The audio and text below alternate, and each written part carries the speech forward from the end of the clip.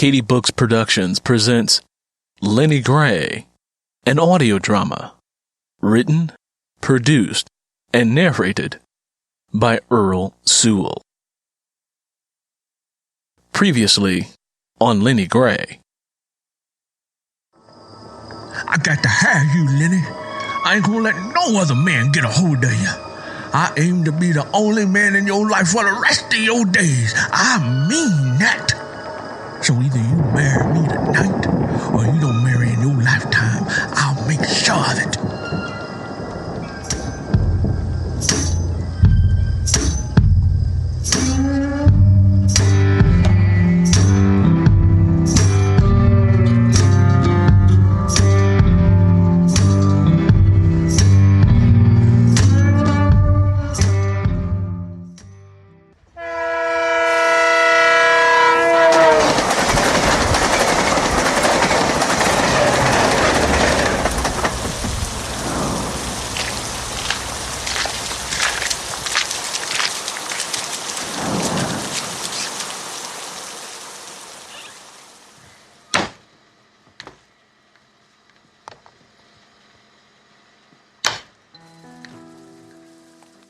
Lennie Gray traveled back to the shanty where Curly lived with his parents.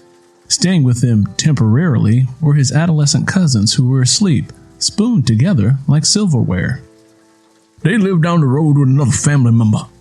They'll be leaving in the morning, Curly explained, before lowering himself to the floor and onto another pallet, one knee at a time. Why are you looking at them like that? It ain't like they strangers to you. You know every last one of them children. Curly misunderstood the sour expression on Lennie Gray's face. The space smelled like urine, and it was clear that one of the children, who were triplets, had wet themselves during their sleep. Apparently, it did not matter that they were sleeping in urine. The floor of the shanty was uneven, and several of the wooden planks on the floor had begun to rot. Reluctantly, she lowered herself onto the floor next to Curly. Sleeping on a makeshift pallet at the opposite corner of the room next to him wasn't what she had in mind.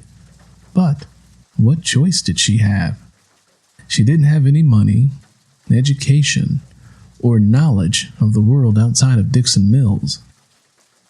Lennie Gray focused her attention on the children and tried to figure out which one had peed on themselves because the odor that wafted through the air had an intense ammonia scent to it. She hadn't noticed, but Curly had removed his breeches and was beneath one of the quilts. He tugged at her shoulders so that she would get under the covers with him.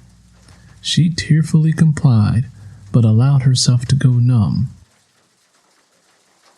Lennie Gray cringed when Curly ran his musty fingers through her hair and cajoled her to spread her legs for him so that their marriage could become official. Hopeless and emotionally detached, she allowed him to do what came naturally between a man and a woman. What he was doing never made her feel like a woman. When she thought about it, she didn't even know how a woman was supposed to feel when mixing pleasures with a man. When he was done, Curly rolled off of her, pulled her close to him, and spooned her. Shortly thereafter, he began to snore, and the fart-like stench of moonshine on his breath singed her nostrils and encouraged a headache. When she tried to reposition herself on the floor, he immediately woke up. Where you trying to run off to? Glancing over her shoulders at him, she looked into his eyes, which were accusing her of trying to run away again. My stomach don't feel so good, she said, and sat upright. How come? Was I too rough on you? He asked. Domination had hitched a ride on the back of his second question. She could tell by the tone of his voice that he got gratification out of being physically stronger than she was. My stomach feels like it's on an angry ocean and won't settle down, she explained, feeling tears beginning to sting the back of her eyes. You ain't about to have a baby, are you? He asked sympathetically, which confused Lennie Gray. She didn't understand how he could be as mean and as angry as a dog one moment and as gentle as a floating chicken feather the next. I ain't that far along, she answered, repositioning herself before glancing out the window. She listened as rain pelted the shanty. Curly softly kissed Lennie Gray's shoulder, but what should have felt like a soft and tender moment was a rough and sharp one due to his chapped lips. With each kiss, she began to cry as she watched water drip into a pail that Curly had positioned beneath a hole in the tin roof. You got the sickness that come with carrying a baby. My grandmama told me about it when I was a little boy. You'll be fine. Pain will pass.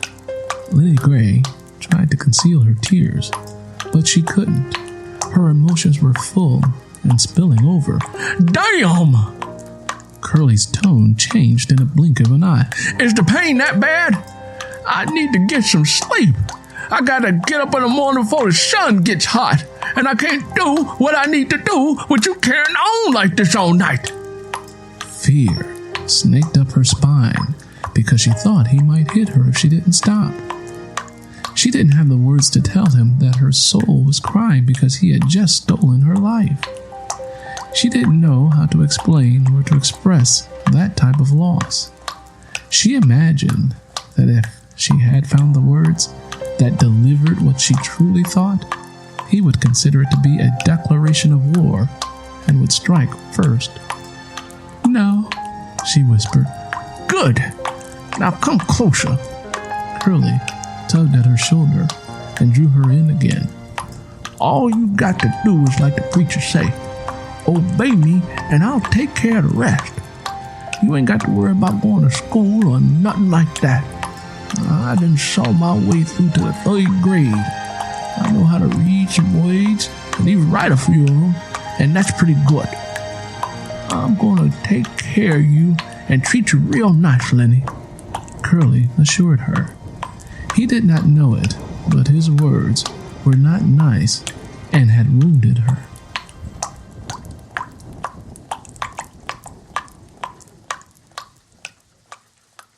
She loved going to school, but had to stop in the 2nd grade to help out in the cotton field.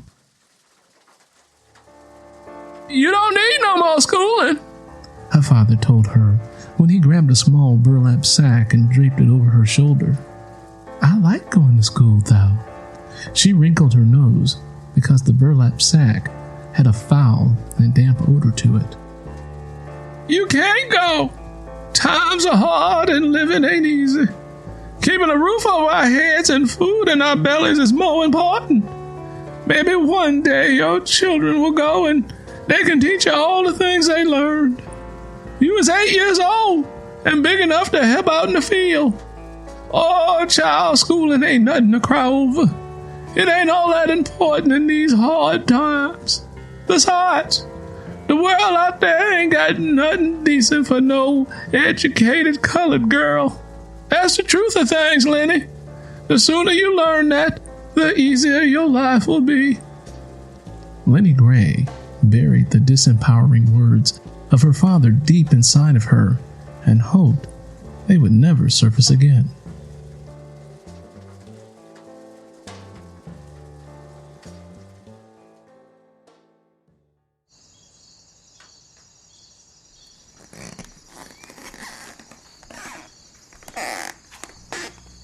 The following morning, Lennie Gray made her way onto the front porch. Tom, Curly's father, was sitting in a rocking chair. He was slowly humming a ragtime tune that she assumed he'd heard in his childhood. He was carving a stick of wood with a knife. She couldn't tell if he was doing it to pass time or if he was trying to create something. She noticed he had on mud-covered farm boots, a pair of pants, and a button-down shirt with the sleeves folded back onto his forearms. Without looking up from his stick, he acknowledged Lennie Gray with a quick hello. Them children gone now. Their mama came for 'em before dawn, said Tom. Oh, Lennie Gray mumbled. What's wrong, gal? Can't you say good morning? Oh, hello, and Lennie Gray whispered. Do you have any water? Nope. Drinking water around here comes out of the ground brown and dirty. It tastes worse than pig piss, said Tom, as he took a sip of moonshine that was in a tin cup near his rocking chair. Tom was tall like Curly. He had deep lines that reminded her of wagon wheel tracks etched across his forehead and flanking both sides of his nose. His eyes had what looked like to be balls of dough under them, a receding hairline, and thin, angular ears with cords of black hair in them. The people of Dixon Mills, with superstitious beliefs, said that a person with sharply cut ears like Tom's was a sign of a person with a bad temper. How are you feeling this morning? Whenever he spoke, it always sounded as if he was being choked. Also, several of his bottom teeth were missing, which was something she had not noticed before. Ain't sure. Lennie Gray shrugged her shoulders, walked toward one of the support beams, and leaned her shoulder into it. Well, welcome to the family. I heard you got married last night, he said, continuing with his whittling. Yeah, it happened, Lennie Gray answered, before peering down the dusty road at the vastness of the cotton fields. I rented about 60 acres of land. I get to plant what I want and sell it myself. Once I sell it, I pay Riley Quinney what I owe him. Tenant farming a little better than sharecropping, but not by much, though. But at least I get a little money of my own in my pocket. I don't know much about that kind of stuff, Lennie Gray said, with indifference. No, I guess you wouldn't. Curly know, though. He knows all the important things about living and surviving. I taught him well. Can I ask you a question? Lennie Gray pivoted around and rested her back against the support beam. A breeze came up, and she inhaled the scent of wet grass from the storm the night before. I don't know nothing about bringing no babies into the world. You gotta talk to Ida about that, he said, figuring he'd answered her question before there was a need to ask it. My question ain't about babies. I done seen a child being born before. Then what question you asking? Your mama is Miss Mary, right? Lennie Gray asked. That's right. Why are you asking questions you already know the answer to? Just making sure, I guess. Tom noticed how Lennie Gray slumped her head between her shoulders and briefly wondered what kind of difficulty was floating around in her head about his mother. What you got going on in that head of yours, gal? You look lower than a toad in a well.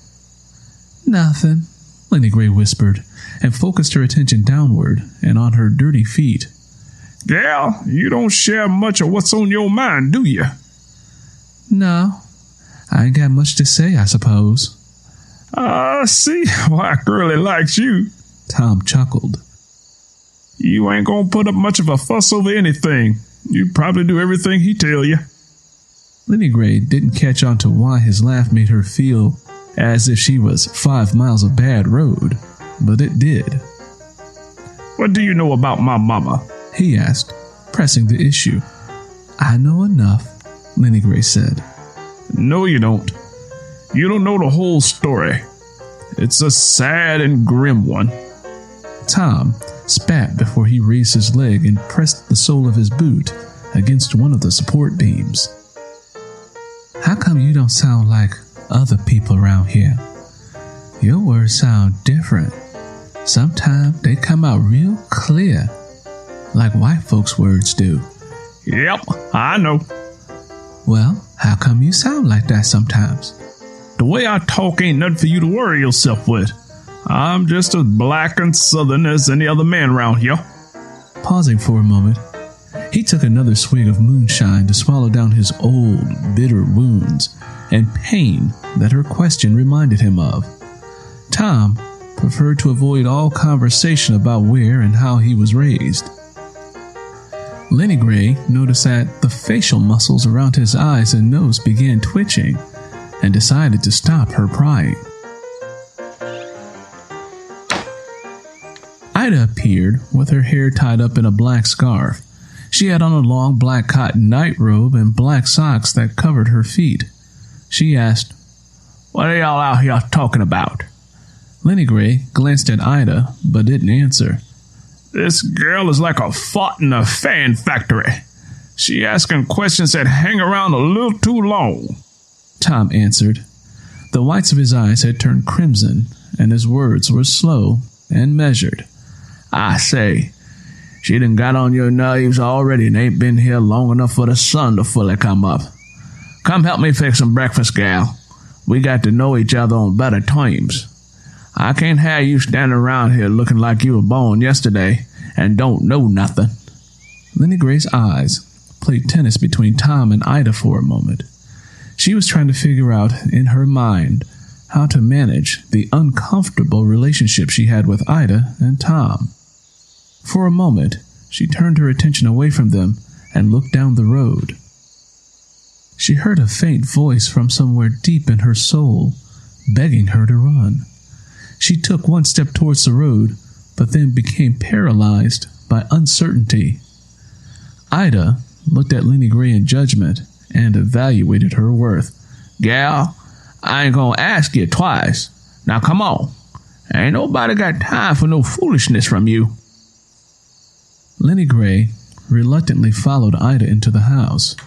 As she moved past Tom, she noticed he took another swig of his moonshine. She wondered if the drink would put a stop to the frown that was tugging at the corner of his lips.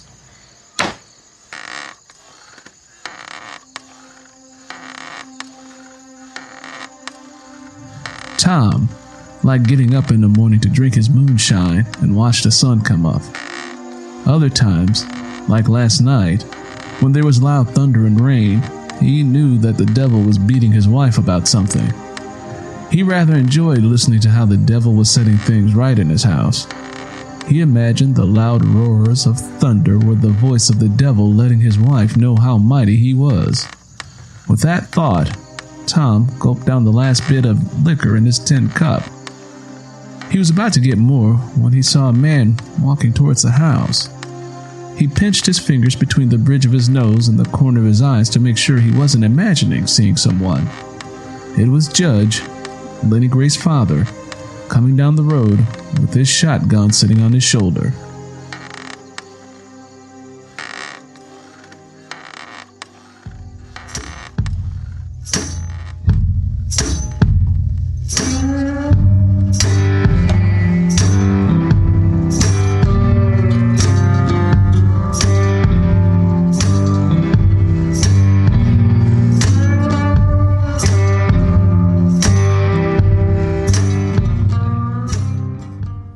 Hi, this is Earl Sewell, writer, creator, and narrator of the audio drama Lennie Gray. Say, if you like what you're hearing, please take a moment and write us a review. Your reviews help others to find us. Also, please take a moment to leave a 5-star rating and finally click that subscribe button. Your reviews and subscriptions help others to find the show. Speaking of having others find the show, if you know someone who would enjoy Lennie Gray, the audio drama, please recommend it. And finally, please feel free to post a link to the show on all of your social media websites.